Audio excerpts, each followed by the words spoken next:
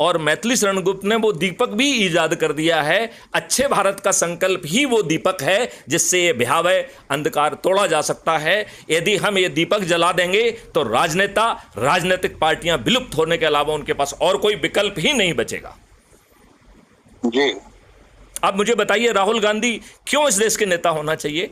मैं तो कह रहा हूं इवन जो है नरेंद्र मोदी इस देश के नेता क्यों होना चाहिए? क्यों होना चाहिए? I don't find any reason. मुझे एक भी रीजन नहीं दिखता है जो इन लोगों को राजनेता बनाए और राष्ट्र नेता बनाए और वो देश के प्रधानमंत्री बने या देश के बड़े पदों पर बैठे। मुझे इसमें एक भी उचित कारण नहीं दिखता है। मतलब I could not find even a single valid reason. तो आपको लगता है कि जो मैं कह रहा हूं अच्छे भारत का संकल्प ही वो दीपक है जो इस देश की भयावह अंधकार को दूर करेगा। राजनीतिक पार्टियां और राजनेता विलुप्त हो जाएंगे और ये देश फिर से खुशहाल होगा, समृद्ध होगा, खुशहाल भी होगा। मतलब भारत के 144 करोड़ लोग केवल समृद्ध नहीं होंगे बल्कि खुशहाल होंगे। They will be happy. और जो टेक्नोलॉजीज है वो उनकी मदद करेंगी, उनको टेंशन क्रिएट नहीं करेंगी और लोगों को बड़ी आसानी से समय बचेगा कि वो अगले जन्म के मोक्ष की यात्रा में भी कुछ काम कर लें। मतलब ये जन्म तो उनका सफल हो जाएगा, जैसे सत्यनारायण कथा में आप सुनते हैं कि उनका ये जन्म सफल हुआ और फिर अगले जन्म में वो ये बने और उन्हें मोक्ष प्राप्त हुआ। तो ये सब काम जो है इस नए मॉडल के तहत शुरू हो जाएगा। और किसी ने क्यों, पंडित श्री राम शर्मा जो कि गायत्री परिवार के हैं, उन्होंने जो है ना कहा है कि जनवरी 2026 से सतयुग का प्रारंभ होगा। हमारे बाबा जय गुरुदेव ने भी यही कहा है कि सतयुग होगा, कलयुग में कलयुग जाएगा, कलयुग में सतयुग आएगा और ये सतयुगी इंटरवल होगा और ये 1000 वर्ष का इंटरवल होगा। ये 1000 वर्ष खत्म होने के बाद फिर से कलयुग अपने स्थान पर फिर से प्रारंभ होगा। तो आओ हम इस सतयुगी भारत को पैदा करें और ये जो हम दीपक जलाएंगे इससे न केवल भारत बल्कि विश्व भी जो है ना प्रकाशमान होगा। भारत सही मायने में विश्व गुरु के रूप में स्थापित होगा। आप मेरे इस स्टेटमेंट से कितने हद तक सहमत दिख रहे हैं? 100% सहमत हूं सर। आपको क्या बाधाएं दिख रही हैं? जो मैंने 3 बाधाएं पहचानी हैं, आप उसके अतिरिक्त और कोई बाधा को देख पा रहे हैं क्या? मैं इसमें थोड़ा सा ऐड करूंगा सर जी। कि ये जो ग्लोबल एक्सटर्नल जो एजेंसीज हैं जी और जो इंटरनल बेनिफिशियरीज हैं जी, चाहे वो पॉलिटिशियंस हैं, चाहे वो ब्यूरोक्रेट्स हैं, चाहे वो कॉर्पोरेट्स हैं, चाहे वो जिनको हम वेस्टेड इंटरेस्ट वाले लोग कहते हैं जी, है ना, ये जो लोग हैं ये सिस्टम के बेनिफिशियरीज हैं।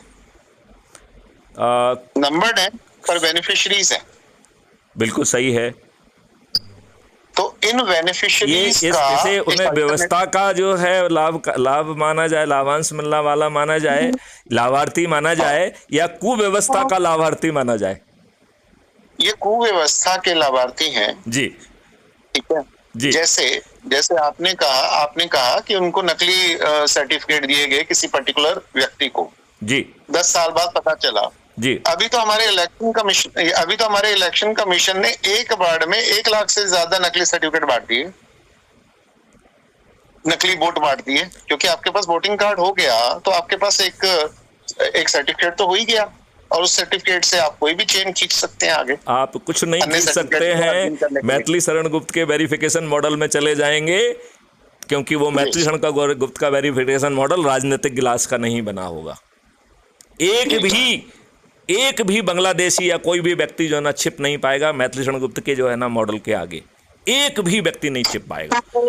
और जो लोग जो है ना इनको लाभ पहुंचा रहे हैं, जो इनको मंदिरों मस्जिदों में रुकवा रहे हैं, जो उनको भेज रहे हैं, जो उनको जो है ना व्यवसाय की व्यवस्था करा रहे हैं, इन सबको मालूम है इनके अच्छे डॉक्यूमेंटेशन हैं। हम उस डॉक्यूमेंटेशन को भी पकड़ लेंगे जी। इनके डॉक्यूमेंटेशन है। एक जो है ना मस्जिद है वो कि दूसरे को भेजती है, फिर तीसरे को भेजती है, इस तरीके से इनको सेटल किया जाता है। जी जी जी सर। आप यदि आपको मालूम है कि धर्म परिवर्तन के लिए एक बाकायदा चयन व्यवस्था है, पैसा आ रहा है, तो भैया एक कानून बनाने में कोई दिक्कत है क्या? मतलब भगवान ने हमारे राजनेताओं को बिल्कुल दिमाग से पैदल और घटिया बनाया है। जो अंग्रेजों के बनाए हुए कानून में एक भी बंदो जो है ना संशोधन नहीं कर पाए, पुराना सेक्शन ये, नया सेक्शन ये है। ये हमारे राजनेताओं की बौद्धिक जो है क्या कहना चाहिए, विकलांगता का जो है ना परिचायक है। वो बौद्धिक रूप से विकलांग लोग हैं, उन्हें तो दिव्यांग भी नहीं कह सकते हैं, वो तो बद्यांग है। दिव्यांग नहीं है, बद्यांग है। उनका साला दिमाग ही सड़ा हुआ है। अब इन सड़े हुए दिमाग वाले नेताओं को जेल में जाने का समय आ गया है। लिहाजा संजीव जी, आप अपनी शक्ति से जहां जहां तक मेरी बात पहुंचा सकते हैं पहुंचाने की कोशिश करिए। जी बस जरूर सर। और जो मैंने आपसे छोटी सी दरखास्त की है कि मुझे एक चार्ट चाहिए, तो वो हमारे दिमाग में जो हाइपोथेसिस है उसको कंफर्म करेगा, तो उस बात को हम सख्ती से बोल पाएंगे। बिल्कुल सर। मैं वो जो मॉनिटरिंग का जो डाटा है हमारा, जी ठीक है, वो मैं कंपाइल करके आपको टेबल फॉर्म में आपको देता हूं sir. That will be great. क्योंकि देखिए, आपने मुझे दिया है, मुझे उसे पढ़ने का समय नहीं मिल रहा है और ना ही समझने का समय मिल रहा है। तो यदि आप हमको वो टेबलर फॉर्म में दे देंगे तो मेरी बड़ी मदद हो जाएगी। जी, है ना? तो जी सर। संजीव जी, हम एक टीम है, सतयुगी प्रयास में है। हमारे प्रयास जो है वो व्यक्ति वाचक नहीं है, वो किसी कॉस्मिक शक्ति से जुड़े हुए हैं। कॉस्मिक शक्ति जो है ना अपना प्रभाव दिखाएगी, सब अच्छे लोग जागेंगे, ये देश बदलेगा, भारत जो है विश्व गुरु बनेगा और भारत की चेतना फिर से जो है ना सतयुग स्थापित करेगी। जी सर। इसी संकल्प के साथ इस वार्तालाप को मैं आपकी इजाजत से विराम देना चाहता हूं, unless you want to add something. नहीं सर, ठीक है सर। चलिए, थैंक यू। जय हिंद, जय भारत, वंदे मातरम, जय गुरुदेव।